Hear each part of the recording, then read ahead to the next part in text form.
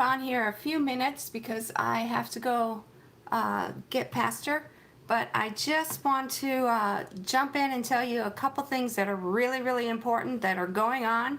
It seems like everything is just about to go off the rails here as we're doing the climate chaos. It's culminating in a true chaos in just 3 days. You can get your climate chaos tickets now. There's just 3 days away. But here we go. The Schumann residence, Mr. MBB333, if you go on his YouTube, and he's going to be one of our speakers at the Climate Chaos, he noticed last night that the Schumann resonance was being rocked by some unknown force. Now that was last night when he talked about that. And sure enough, what happened right after that? We had an M-class solar flare from the sunspot AR2816. It erupted during the late hours of April 19th. Now, at the time, there was no solar flares at the time because we didn't know what the Schumann resonance was going off about. Could this have been a precursor? We've never really understood totally what the Schumann resonance is about. It's a frequency of the Earth, and it can affect people and emotions and a lot of things, migraines, all kinds of things. But could it have been a precursor to this solar flare that was getting ready to happen? It's hard to say, but it's interesting the timing of these things. But in the late hours of April 19th, produced a strong M1 class solar flare. This is one of the strongest flares of the young solar cycle 25. A pulse of X-rays and ultraviolet radiation from the flare ionized the top of Earth's atmosphere, causing shortwave radio blackout over the Pacific Ocean.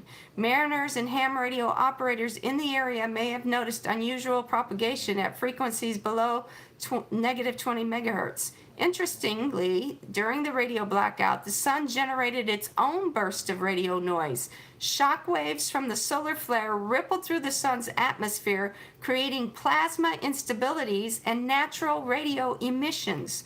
NOAA reports the detection of type 1 and type 4 bursts. These radio bursts may have penetrated the blackout, causing roars of static in the loudspeakers of shortwave radios at the same time that normal terrestrial signals were suppressed. Quite interesting, huh? Research shows that the solar radio bursts can interfere with the navigation of whales as well. The explosion also hurled a coronal mass ejection into space. In this SOHO movie, which you can find on spaceweather.com, although sunspot AR2618 was facing Earth at the time of the explosion, the CME is not heading in our direction, thank goodness. It was propelled east of the Sun-Earth line. A glancing blow might be possible on April 22nd to 23rd. NOAA analysts are evaluating that possibility now. You need to stay tuned for updates, though, because that is quite a blow if it was to hit us. So God is in control of these things for sure. All right. And thank you for Richard Thornburg for sending that my way. All right. While we're here, let's go ahead and take a look at the solar winds. The solar winds are, where are we at? 622.5 kilometers per second. That is huge. So you know what happens then. The next thing that happens is it perpetuates earthquakes.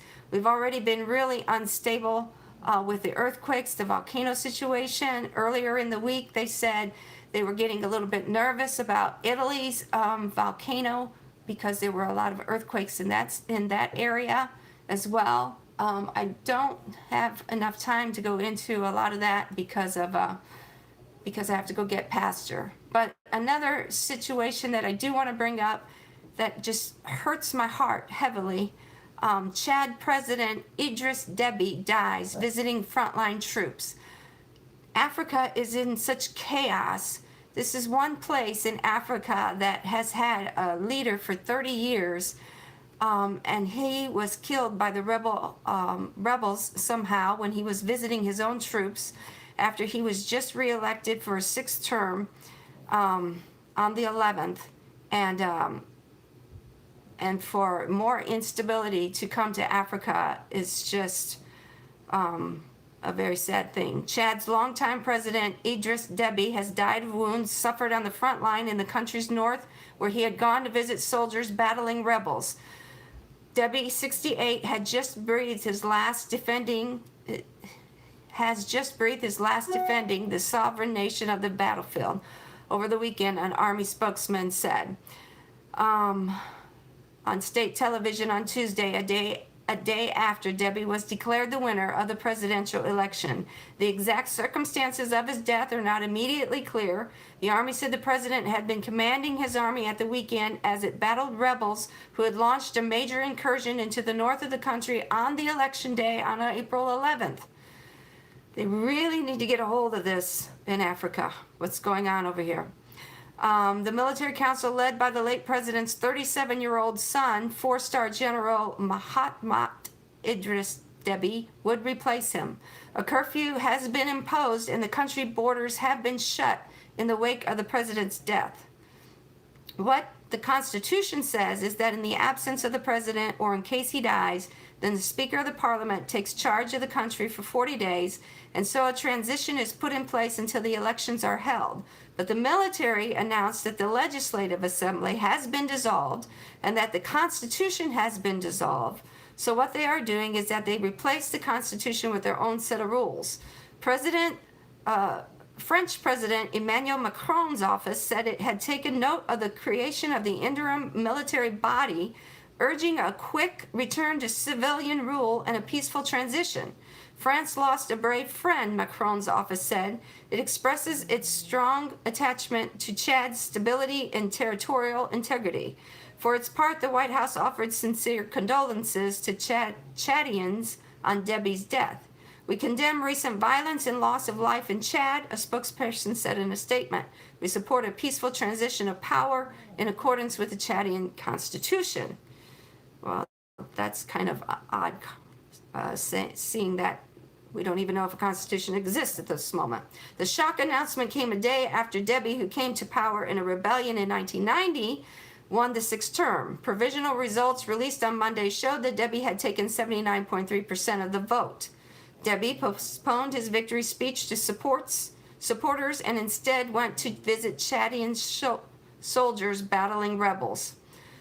The rebel group Front for Change and Concord in Chad, which is based across the northern frontier with Libya, attacked a border post in the provinces of Tibesti and Kanem on election day and then advanced hundreds of kilometers south.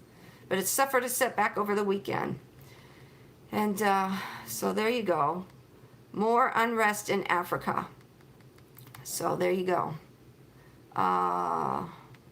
So I have to go get Pastor, but I just wanted to chime in here and let you know these things are going on, especially with the Schumann residents. Things are going on. I do have a special prayer request for a special little boy very close and dear to my heart. So if you can just whisper up a special prayer for Heidi's special little boy. All right? Love you guys. There is no Bible study tonight. I'm so sorry, but Pastor is taping with Mike from around the world tonight, and there's just no way that we can get that Bible study tonight with Pastor doing that taping as well. All right? Okay. Sorry about that, but we will definitely get it back going next Tuesday night. But we need tonight to get the taping done for the webinar. Love you guys. Bye.